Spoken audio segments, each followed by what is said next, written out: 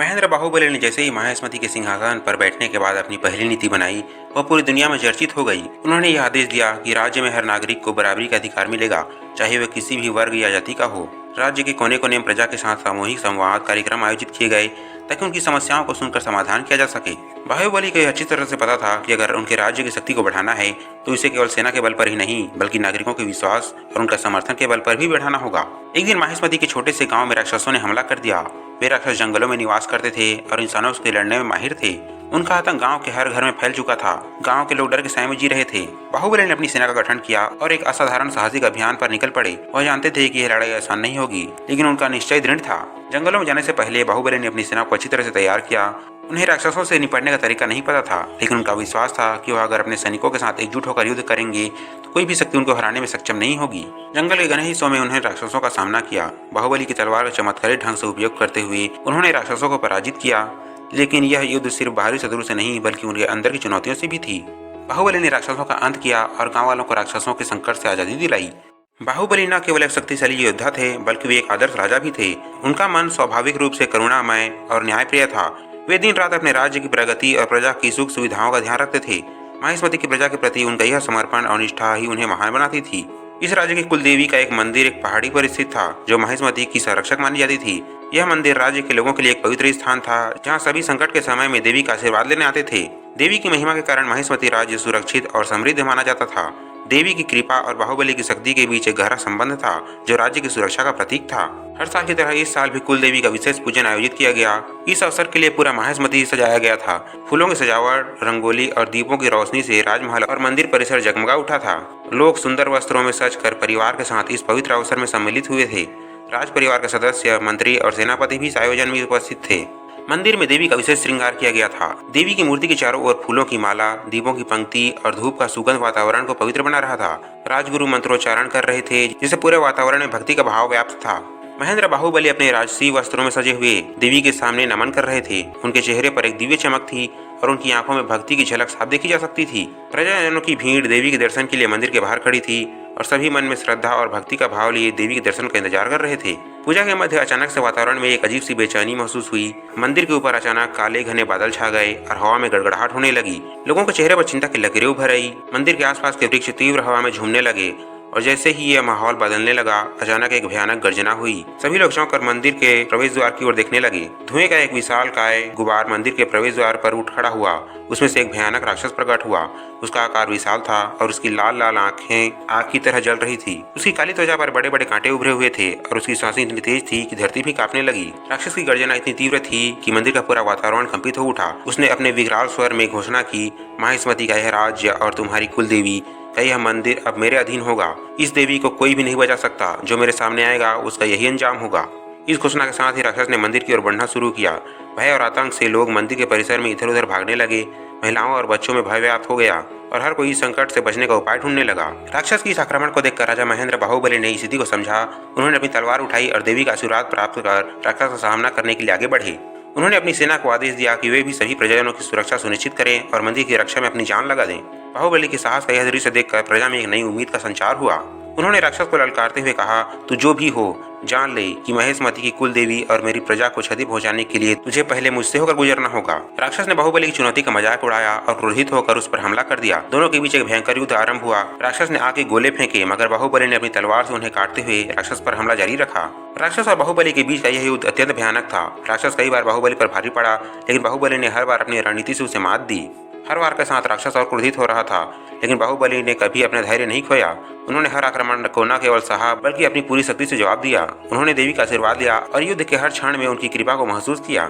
युद्ध के इस दौर में बाहुबली के विचारों में उनकी प्रजा की सुरक्षा और देवी के प्रति श्रद्धा हर पल उनकी शक्ति बढ़ा रहे थे। राक्षस ने हर बार नए तरीके से हमला किया, लेकिन बाहुबली ने अपनी वीरता से हर प्रहार को विफल कर दिया।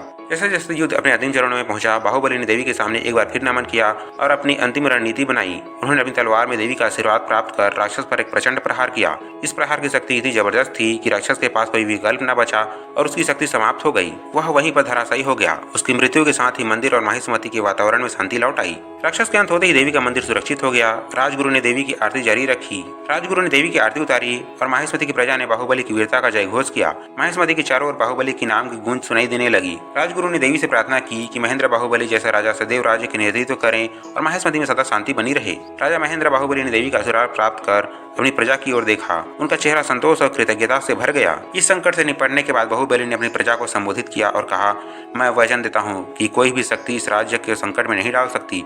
देवी का आशीर्वाद और तुम सबका विश्वास मेरी शक्ति का आधार है। मैं सदैव तुम सबकी रक्षा के लिए यहाँ हूँ। इसके बाद बाहुबली ने राज्य की सुरक्षा व्यवस्था को और मजबूत करने का संकल्प लिया।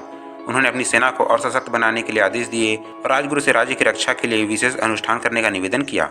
महेंद्र बाहुबली के राज्य माहिष्मती का एक छोटा सा गांव था, राम राज्य। यह गांव हरियाली से घिरा था और वहाँ के लोग शांतिपूर्ण जीवन जीते थे।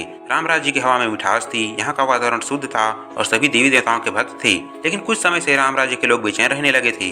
उन्हें ऐसा लग रहा था मानो किसी अदृश्य शक्ति ने इस गांव को अपनी गिरफ्त में ले लिया हो। रात होते ही गांव के रास्तों और घरों से अजीब अजीब आवाजें आने लगी। कई लोगों ने दावा किया कि उन्होंने गांव के पुराने पीपल के पेड़ के पास सफेद कपड़ों में लिपटे हुए हवा में तैरते हुए अजीब आकृतियों को देखा है। कभी कभी आधी रात को किसी के रोने की आवाज सुनाई देती और गांव के लोग डर के मारे एक दूसरे के घरों में जाकर रात बिताने लगे। कुछ दिनों में यह खबर पूरे राज्य में फैल गई कि राम राज्य में प्रेतों का आतंक है। गांव के लोगों का सब्र टूटने लगा और उन्होंने राज्य में इसकी शिकायत भेजी। जब राजा महेंद्र बाहुबली को राम राज्य में हो रहे इन अजीब घटनाओं की खबर मिली तो वे तुरंत स्थिति का जायजा लेने के लिए तैयार हो गई। बाहुबली को ऐसी कथाओं पर ज्यादा विश्वास नहीं था, परंतु उनकी प्रजा का डर उनकी चिंता का कारण था। इसलिए उन्होंने ठान लिया कि वे स्वयं राम राज्य जाएंगे और इस समस्या का समाधान करेंगे।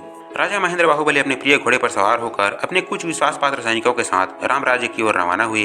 जैसे ही वे गांव में पहुंचे उन्हें गांव के लोग डरे हुए और सहमे हुए दिखाई दिए। उन्होंने गांव वालों को समझाने की कोशिश की कि डरने की कोई आवश्यकता नहीं है, लेकिन ग्रामीणों ने उन्हें बताया कि गांव का हर शख्स इन घटनाओं को अपनी आंखों से देख चुका है और हर रात उनके डर का कारण बनती है।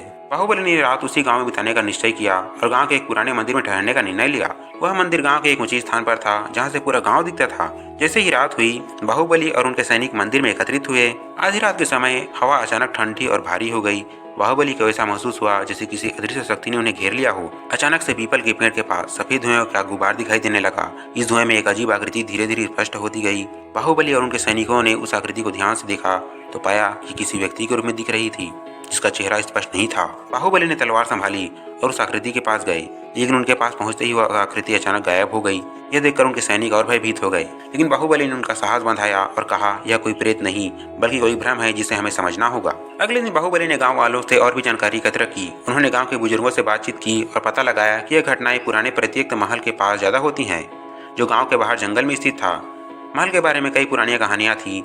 कहा जाता था कि महल में कई वर्षों पहले एक साधु ने तपस्या की थी, लेकिन उसके साथ कुछ अनहोनी घटना हो गई और तभी से वह स्थान साबित माना जाता था। बाहुबली ने उस महल की जांच पड़ताल करने का निश्चय किया और अपने कुछ सैनिकों के साथ उस दिशा में बढ़ गए। महल बहुत ही पुराना और खंडहर हो चुका था। उसकी दीवारों पर जंगली बेलें उग गई थी और वहाँ का माहौल बहुत ही भयावह था। जब वे महल के अंदर पहुंचे तो वहाँ के कमरों में अजीबोगरीब आवाजें गूंजने लगी। ऐसा लग रहा था जैसे कोई अदृश्य ताकत उन पर नजर रख रही हो। महल के गुप्त तहखाने में जाते समय बाहुबली को एक पुरानी किताब मिली। उस किताब में कुछ मंत्र और टोने टोटके के बारे में लिखा था। बाहुबली ने ध्यान से पढ़ा और समझा कि महल में एक साधु ने प्राचीन मंत्रों से जुड़े कई प्रयोग किए थे और शायद यही प्रयोग उसकी मृत्यु का कारण बने। उस किताब में यह भी लिखा था कि यदि साधु की आत्मा को शांति नहीं मिली तो वह लोगों को तब तक परेशान करती रहेगी जब तक उसकी अंतिम इच्छा पूरी नहीं होती। रात होते ही बाहुबली ने महल के मुख्य कक्ष में यज्ञ का आयोजन किया, जैसा कि उस पुस्तक में लिखा था। उन्होंने यज्ञ के माध्यम से साधु की आत्मा को शांति प्रदान करने का प्रयत्न किया। जैसे ही यज्ञ की आग प्रज्वलित हुई, एक बार फिर सफेद धुएं का गुब्बार उत्पन्न हुआ और साधु की प्रेतात्मा उनके सामने प्रकट हुई। उस आत्मा की आवाज में दर्द था और उसने बाहुबली से कहा, मुझे इस भूमि से मुक्ति चाहिए, मुझे मेरे पापों का प्रायश्चित चाहिए। बाहुबली ने आत्मा से उसकी अंतिम इच्छा पूछी और आत्मा ने कहा कि वह चाहती है कि उसके नाम से एक मंदिर का निर्माण किया जाए जहाँ लोग उसकी आत्मा की शांति के लिए प्रार्थना करें। बाहुबली ने वचन दिया कि वह उसकी अंतिम इच्छा पूरी करेंगे। बाहुबली ने गांव वालों के साथ मिलकर साधु के नाम पर एक छोटे से मंदिर का निर्माण किया और उसमें प्रतिदिन पूजा अर्चना का नियम बनाया। इसके साथ साधु की आत्मा को शांति मिली और वह हमेशा के लिए मुक्त हो गई। गांव में प्रेतों का आतंक समाप्त हो गया और लोग बाहुबली का गुणगान करने लगे। महेंद्र बाहुबली ने न केवल अपनी वीरता और साहस का परिचय दिया, बल्कि अपने धर्म और राजा के कर्तव्य का पालन करते हुए अपनी प्रजा को इस भय से मुक्त कराया। इस घटना के बाद राम राज्य में फिर कभी किसी प्रेत का आतंक नहीं हुआ और गांव के लोग बाहुबली को एक आदर्श राजा मानते हुए उनकी जय जयकार करने लगे। माहिष्मती राज्य के पश्चिमी हिस्से में एक ऐसा रहस्यमय रोग फैलने लगा जो न केवल जीवन को संकट में डाल रहा था, बल्कि माहिष्मती राज्य के व्यापार और कृषि को भी हानि पहुंचा रहा था। इस रोग का कोई कारण नहीं समझ पा रहा था, लेकिन यह बहुत तेजी से फैल रहा था। बाहुबली को जब इस बात का पता चला तो वह तुरंत घटनास्थल की ओर रवाना हो गई। रास्ते में बाहुबली को कई खतरनाक जानवरों का सामना करना पड़ा। घने जंगलों और दुर्गम पहाड़ों को पार करते हुए वह उस गांव तक पहुंची जहां रोग फैल रहा था। बाहुबली ने देखा कि गांव में हर व्यक्ति बुरी तरह बीमार था और उनका चेहरा असामान्य रूप से पीला पड़ चुका था। बाहुबली ने गांव के बुजुर्गों से सुना कि यह रहस्यमयी घास का सेवन करने के कारण रोग फैल रहा था। वह घास जो सामान्यतः किसी जीव को नुकसान नहीं पहुंचाती थी, अब अत्यधिक मात्रा में सेवन करने के कारण खतरनाक साबित हो रही थी। बाहुबली ने पूरी सूझबूझ के साथ इस समस्या का समाधान ढूंढ निकाला। उन्होंने उस घास को जड़ से उखाड़ कर नष्ट कर दिया और गांववासियों को स्वस्थ करने के लिए दवाइयों का प्रबंध किया।